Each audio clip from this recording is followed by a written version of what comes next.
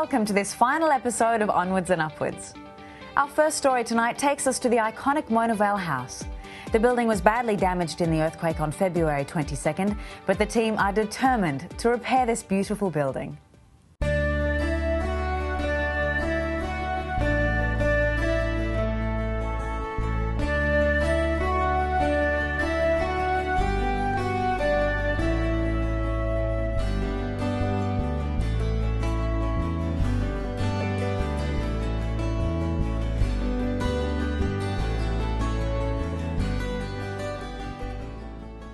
Can you tell me about the history of Mona Vale House?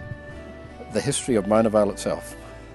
It was Annie Townsend was the woman who built the house, and we're going back into the early 1900s, aren't we? Yes. With really. Her father built it for her as a townhouse. His name was Mr. Moore, and it was named Mona Vale after their property in Tasmania. When we first arrived on the scene, the bathhouse here was pretty well in its original state, and it was a swimming pool, and it was a concrete, long, narrow pool which drained straight into the river. When the water was ready to go, it was pull the plug and it was gone.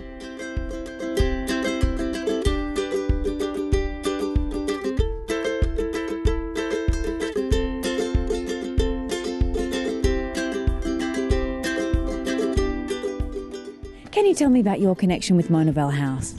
Well, I think my connection probably stems back from about the 60s when the Governor-General came and the city was provided with the opportunity to buy little plots of land as shareholders for Mona Vale, and my parents bought 4 plots for their 4 daughters, and I was one.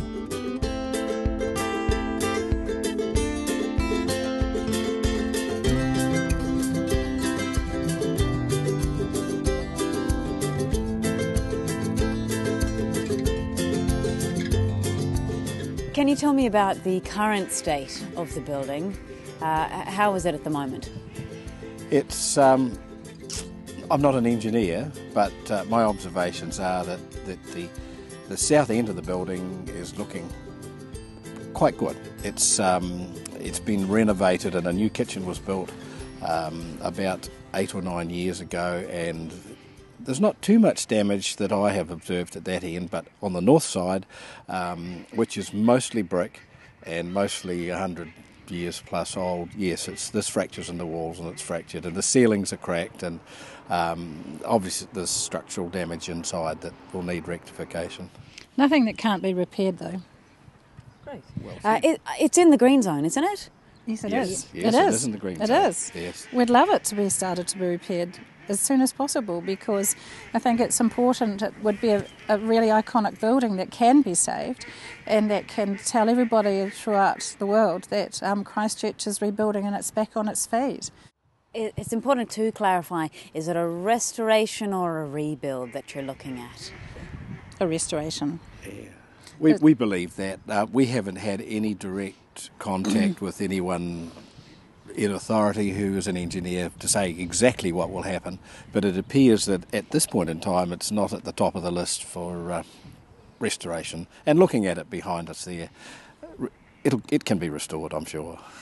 I guess that the council, and they've got a lot happening, and there's a lot to do, so it's very hard to we haven't been pushing ourselves. We just want to let due process take its place and hope we don't have to push. We hope that it will happen in the right amount of time.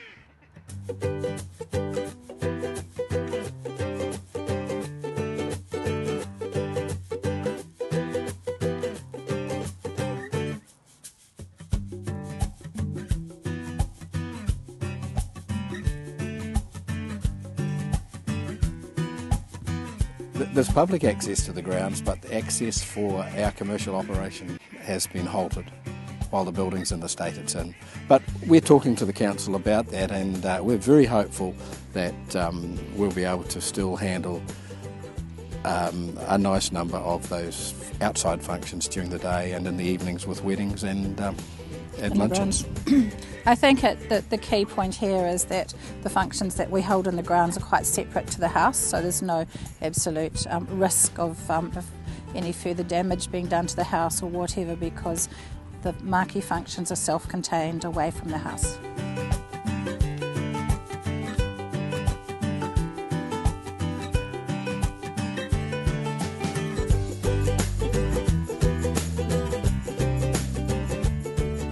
The gardens here are still stunning, so I'm, unlike myself, well, I didn't realise it was actually still open to the public because everything's so barricaded that people can still come in here and wander around and enjoy it, and the gardens do such a stunning job here. We love to appreciate it and have people back in here. In September, it's the most beautiful place. If you look down in this area here with the azaleas, isn't it, and other early spring plantings, that's just absolutely brilliant. So it's worth coming to have a look, just to walk through. Late September, October, it's just a wonderful place to be at. How do you feel seeing the old girl in this state? Well, somewhat shattered. Standing here, it's not too bad. The chimneys are gone. There's some canvas on the roof, and I have seen the ceilings, which are beautiful carved and plastered ceilings. Yeah, it's real sad. A lot of memories, but I'm sure it'll be up and running again, and we're hoping we're going to be there when it does. What are your hopes for the future of Mona Vale House? Would you really like me to tell you? I'd love to see it restored. I'd love to see it all nice and shiny and new, and we're very happy to support and contribute to that, and I'd love to see a new patio, a bigger patio.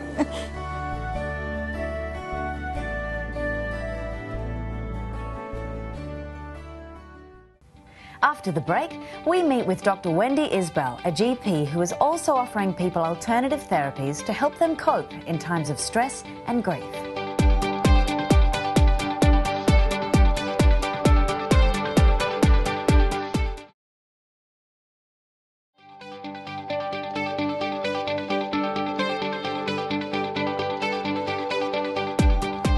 General practitioner Dr. Wendy Isbell offers homeopathic remedies and meditation to help people get through this challenging time. We paid her a visit to find out more.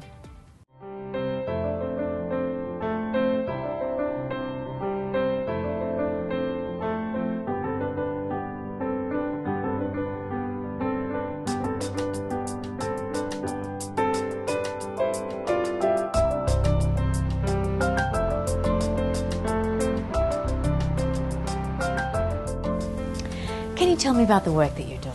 Well, I work here as a general practitioner, but I also offer alternative options, which is mainly with homeopathy and flower essences. But these are not necessary. People can come to me just as a GP if they want to. And I also have a more specialist background, so I examine people pretty thoroughly and look for a lot of medical things. But a lot of the treatment is with homeopathic remedies, and they can be used to help with grief, shock, loss, getting over things like earthquakes, and to do with illnesses, specific illnesses as well. They're not foolproof. They're not a replacement for conventional medicine, but they can often help with things that can't help with conventional medicine or alongside other things.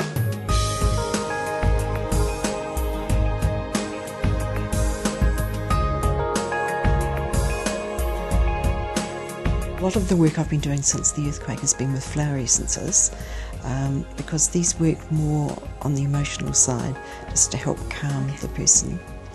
And I think it's like if you walk through a garden, you feel really relaxed after that. It's the same essence of that. So you've given back to the community as well, haven't you? Well, I've given away lots of relief essence, several thousand bottles of relief essence. We gave them away after the September earthquake, and then after the February one we had them on a table outside the front gate, and for a while we had new bottles coming down from Wellington every day, and a lot of volunteers putting on labels, and I was doing the dispensing. We ran out of labels, so we've had temporary labels till things will get printed. And I hope that's helped. A lot of people have said it helped, and that they felt a bit more serene or a bit less agitated when they've taken the doses. How do the essences work? Well, They're very subtle, and they're made from just flowers and spring water and sun. So it's not anything that's medicinal. So it's again this vibrational medicine, which opens up lots of questions as well. But it's like having the effect of the flowers, but having it in a distillate that you can take from a dropper bottle.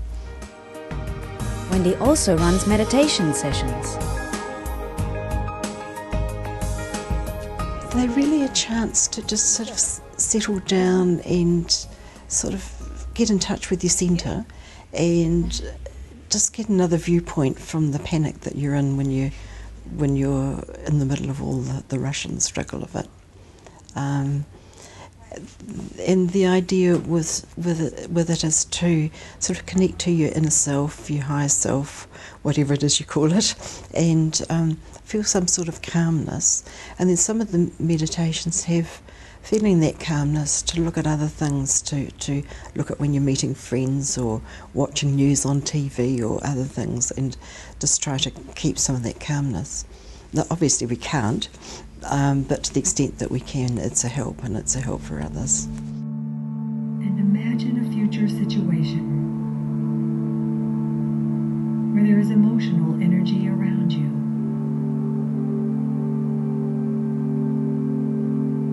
Perhaps there is conflict, fear, anger, or irritation. It's time for yourself. It's that inner peace that you, and often we're not always encouraged to go into ourselves and honour ourselves and trust ourselves. So meditation is wonderful for that. Let your sense of peace.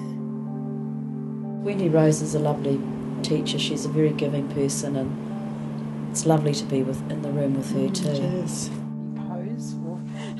There's a lot more people coming in who are upset and just really more recently at their wits' end about that. So I sit and talk to them. I give them remedies, give them flower essences, and tell them it's all right. I think a lot of my role is saying, it's okay to be upset and you'll get through it, and I'll see you through it. If it gets too bad, ring and come in.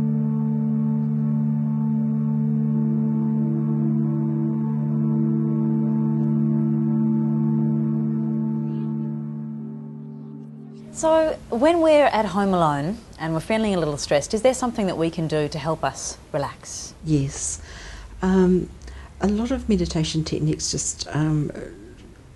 just watch your breathing. Just sit down and notice yourself as you breathe, so you can breathe. Just notice the breath on the end of your nose, close your eyes and just observe that. And that's a good way of settling down and relaxing. Because when people are stressed, they hyperventilate and breathe too much. But closing your eyes and watching that, just noticing your breathing's one way. I can do that. Yes, you can do that. And then there's some of the yoga ones, the pranayama. Now, I'm not a yoga teacher, but there's one where you can breathe in one nostril and out the other.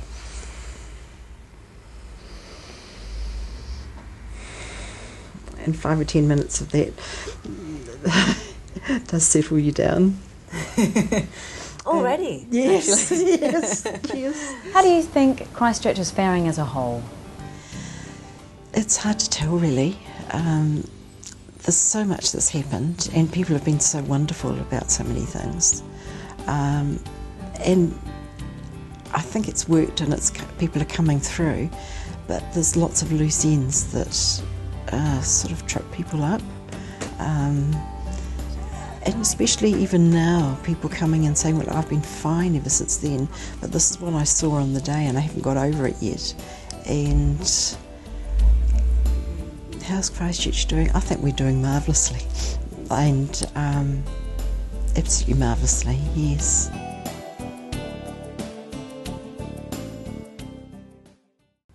After the break, we take a look back at some of the amazing stories and people we met during this series.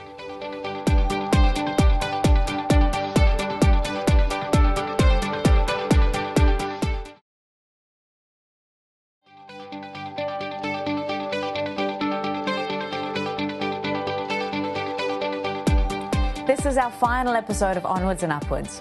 We hope that this program has given you the courage and strength to continue on. Every day, people are doing exceptional things in the face of adversity. Keep your chin up and offer assistance to others. Together, we can get through this. We leave you now with a look back at some of the amazing people we've met over the last 10 weeks.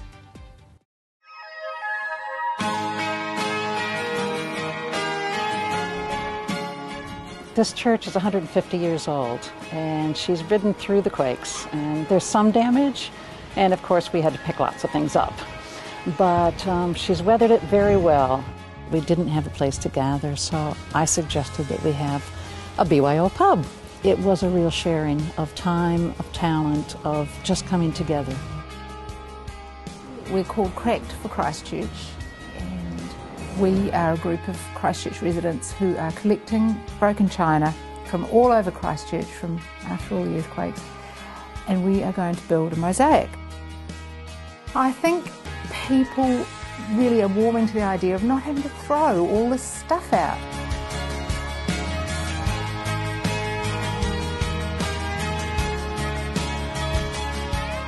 We're here in Addington, and we've taken a lease, and we have resource consent to turn this 18 metre by 24 metre shed into a theatre space. We're going to build a theatre in the middle of this. It's going to be a very exciting time for the company, I think. I mean, some of the great art is produced in adversity, and I mean, just the new space that we're going to have to work with, the new dynamic, having the entire company unified in one space, I think is going to be really, really good for the people who work here.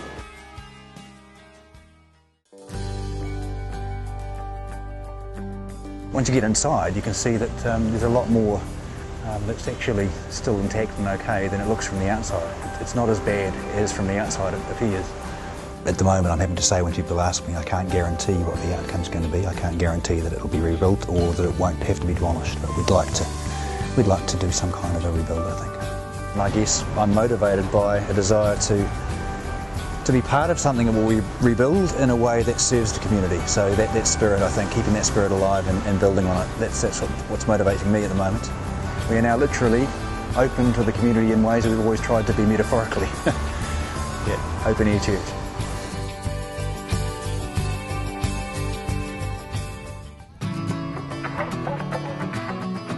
We thought that with everything else that was going on, that coffee was a fairly important thing to get back on stream as soon as we were able to.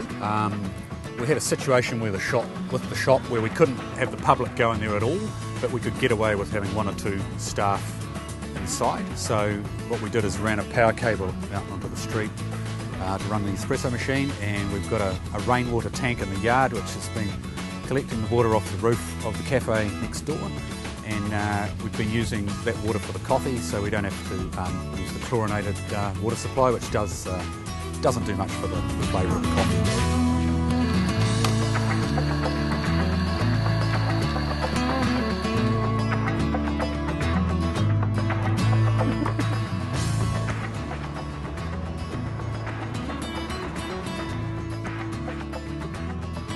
Well, the clinic itself had been in town for over 30 years. I bought it 12 years ago. We're in the no access zone, which is zone 10, still off limits. We had to find somewhere else to go. This house here I saw had very good profile, so I searched the title, found out who owned it, gave him a call and asked if he wanted to sell. It certainly has been a challenge. It's been time consuming. It's not something that I would like to do again, but I've certainly learnt a lot through this whole process.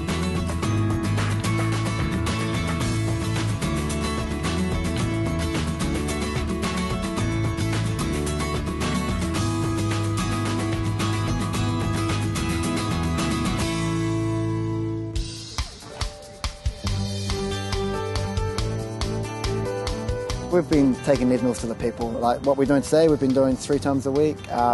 Willie and another instructor have been doing night sessions. There's been boot camps at 6 in the morning. There's been a lot.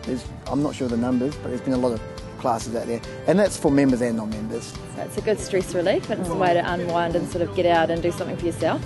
I think this is great. Like, it gets the people out and about, and they're not sitting at home and waiting for work or waiting for phone calls. They're getting out, being active again, and kind of just helping each other through it. I think it's just really good.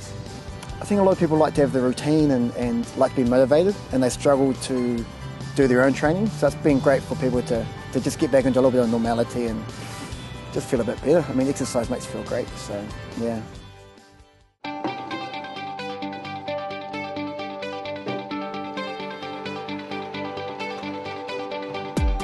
People around here didn't have water, didn't have power, don't have sewer, and some still don't have sewer, as I know. And we had water crews out pretty much straight away, trying to get people's water back on and do what we could to supply water carts for drinking water for people, and just to clear the roads to get trafficable on the main routes, because people that have travelled around have seen that there were humps sort of a metre high and dips that were full of water that were sort of a metre deep. And my four-wheel drive truck could go through it just, but a normal car couldn't. So the effort was there to get the water on and get the roads trafficable. We just do things as quick as we can. Yeah, just get the jobs, get organised and get them done.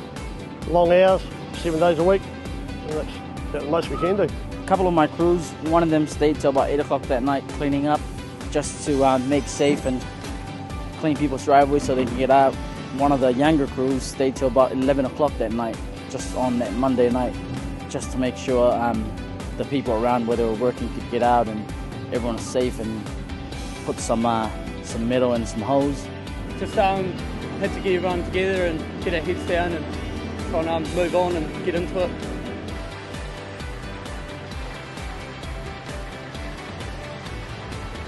The opportunities in Christchurch are going to be amazing. Well, everything has changed. It's sort of a new normal, if you would like, but people aren't leaving, they're hanging around, and you know, it'll come back bigger and stronger. I genuinely believe that some way down the track, it's going to be generational, maybe a decade away, but we will have a fantastic city. I believe that with all my heart. It'll be a wonderful city, and a city to be enormously proud of, and it will be built on adversity and courage.